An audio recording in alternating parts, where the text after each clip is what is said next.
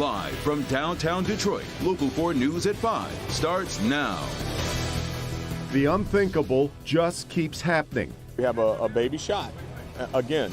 A 4-year-old child shot in Metro Detroit. And tonight, there are a lot of questions about how it happened and how long it took to get that child help.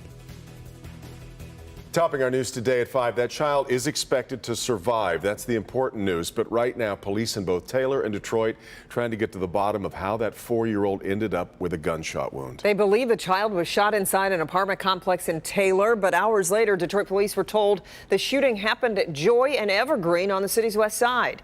Sean Lay's been working to get answers into what really happened, and he joins us live from Taylor tonight with more. Sean. Good evening, Kimberly. We just watched Taylor police serve a search warrant at the apartments you see behind me. This is where that 4-year-old was shot with birdshot, but that shot and those injuries were sustained about 24 hours ago. Police we're speaking with believe they were sent on a wild goose chase in an apparent attempt to cover it up.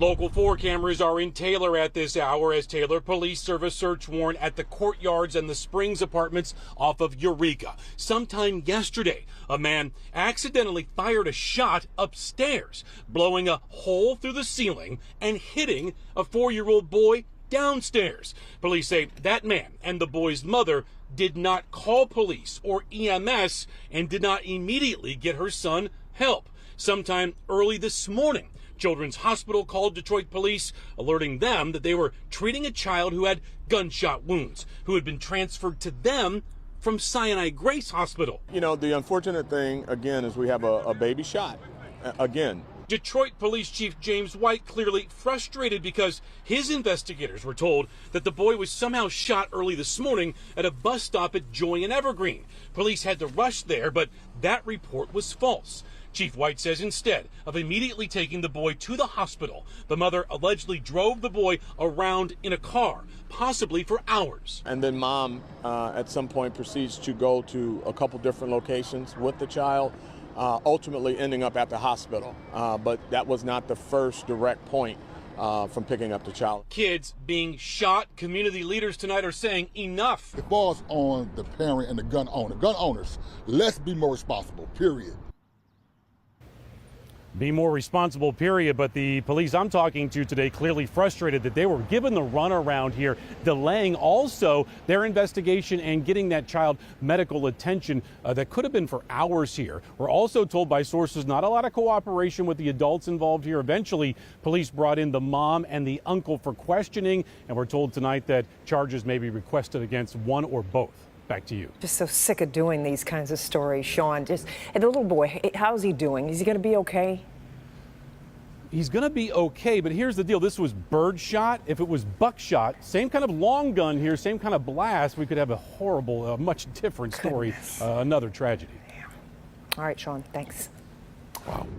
Well, for a day that started out rather dreary fashion, turned into a really nice day outside. In fact, a live look at Comerica Park. Tigers right now in the second half of a doubleheader with the Pirates. We want to get over to Paul Gross. After yesterday's rain, we wouldn't mind keeping that sun around for a little bit, Paul. Yeah, and you know what? After a bunch of near misses, let's get the banner out of the way here. Look, we have an upbound freighter. Look at that. We finally caught one, an upbound freighter here on the river. I've had so many near misses. Some of these things have gone by, and 30 seconds later, the guy's tossed to me. Now I finally got to show you one. All right, 62 degrees right now in Detroit, 56 in Howell, 57 in Pontiac, 58 in Adrian. Winds from the north or northeast at generally 5 to 10 miles per hour across the area. And you can see what the cloud cover's been like this afternoon. A lot of clouds to the south. Some of us have not had a whole lot of sunshine today. And then you get to the north, and it's been nothing but full sunshine, and that's because of the cooler waters coming off the cooler air coming off the cold waters of Lake Huron, kind of stabilizing things a bit. We call it the lake shadow, but then you get the air farther down to the south, the air kind of heated up,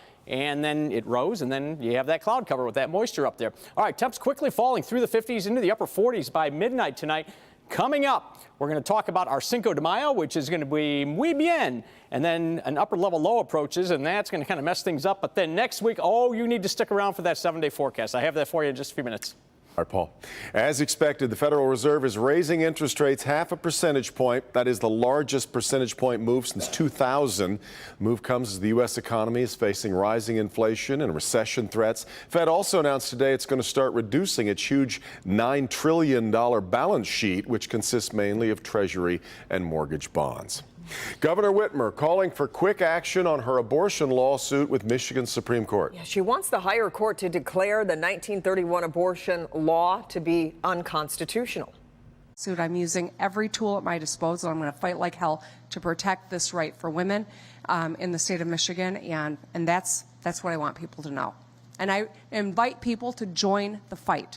I know that there are men who support this. I know that there are business leaders who support this. I know that there are Republicans who support reproductive rights for women.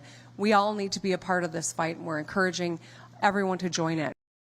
And several state lawmakers are standing in solidarity with Governor Whitmer. You'll hear their comments on the governor's lawsuit when you join us tonight on Local 4 News at 6 o'clock. And while the governor is moving to shore up abortion rights in Michigan, other states are taking quick action to make abortion legal or ban it altogether. 26 states, including Michigan, set to ban abortion after Roe v. Wade is officially struck down. Susan McGinnis with more from Washington tonight. Susan. Well, here in Washington, the search is on for the leaker, while nationwide, everyone from lawmakers to advocates to Americans on both sides of the issue plot their next move. Their ignorance will not be blessed. Reaction growing across the country a day after the bombshell leak of a Supreme Court draft opinion overturning the landmark Roe v. Wade decision. The right to have choice is an important one. I do not believe there should be abortions once that child is viable. States preparing for a patchwork of differing laws, 26 of them certain or likely to restrict abortion if Roe is overturned. Arkansas is a pro-life state. We have already put a trigger law in place, and we're going to protect those lives. Some aren't waiting. Oklahoma's governor signing one of the strictest abortion laws in the nation. While New Jersey codified a woman's right to choose into state law, a coming Senate vote solidifying abortion protections nationally is expected to fail. Every single American is going to see where every single senator stands. The issue shining a spotlight on the November midterm elections, Republicans and Democrats hoping it galvanizes voters. The president addressing today whether a reversal of abortion rights could be just the beginning. What are the next things that are going to be attacked? Because this MAGA crowd is really the most extreme political organization that's existed in American history. Meanwhile, an investigation is underway into who leaked the opinion, an unprecedented act many believe could undermine trust in the nation's highest court.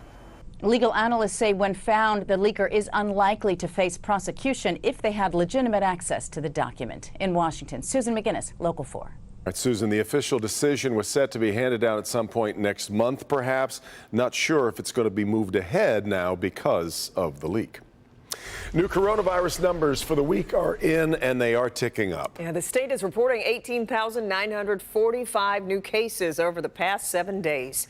So that averages out to 2,700 cases per day. That's about 700 more per day than last week's numbers. 62 new deaths are also being reported over that same time period.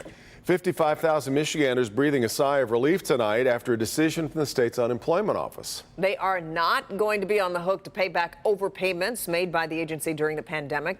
Let's get out to Megan Woods. She's live tonight. Megan, we're talking a lot of money here.